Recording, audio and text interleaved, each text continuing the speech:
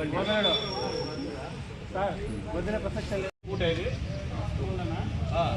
2 vehicles మాత్రమే road వంటి, మిగతావన్నీ కూడా స్క్రాప్ కిందకే లెక్క. ఏదైనా రెడీ చేసుకుని రిప్లేస్ చేసుకునే కానీ దానికి ఎటువంటి రికార్డ్స్ కానీ పోలీసు వాళ్ళకి కానీ ఎటువంటి సంబంధం లేదు. ఓకేనా? నెంబర్ 1 వెహికల్ నెంబర్ 1 లాస్ట్ చూడండి, అచ్చుబట్లో ఉండేది.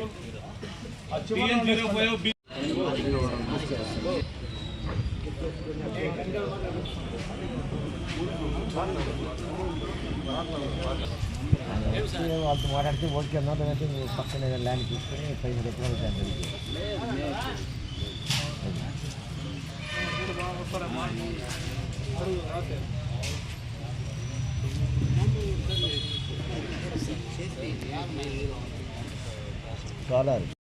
వెహికల్స్ లో ఒక 2 వెహికల్స్ మాత్రమే ఎంఏ మోటార్ వెహికల్ ఇన్స్పెక్టర్ గారు రోడ్డు వర్క్ చేయించారు.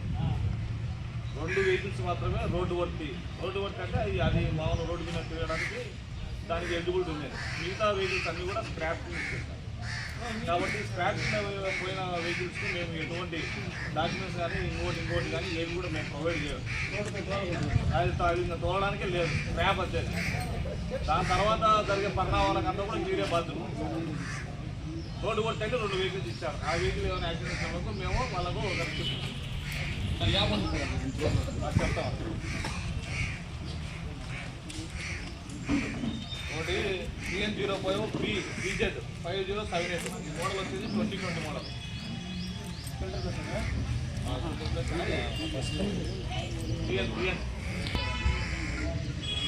ఇంకోటి PS15 E5 7300 ఇది కూడా సాయంత్రం మనకు ప్రెస్ గ్రూప్లో మొత్తం ఎన్ని పనులు ఎంత ఇదైపోయినాయి, జిఎస్టీతో కనుక్కొని అమౌంట్ కూడా ఎంత వచ్చింది అనేది కూడా మీకు స్టేట్మెంట్ ద్వారా ప్రెస్ గ్రూప్లో తెలుపుకుంటాము. అందరికీ కూడా ధన్యవాదాలు. Thank you. అందరికీ గుడ్ మార్నింగ్.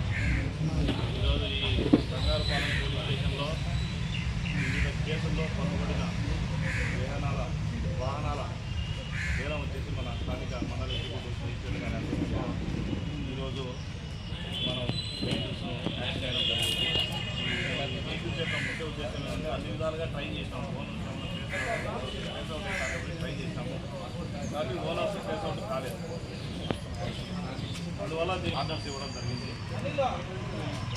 కాబట్టి ఇప్పుడు మోటార్ వెహికల్ ఇన్స్పెక్టర్ ఒక్కొక్క వెహికల్ ఇన్స్పెక్షన్ చేసి దాని యొక్క వర్త్ వేసినాడు. అంటే వర్త్ వేసినారు, ఇంత వెహికల్ చేసినారు. దానిపైన యాక్షన్ ఉంటుంది.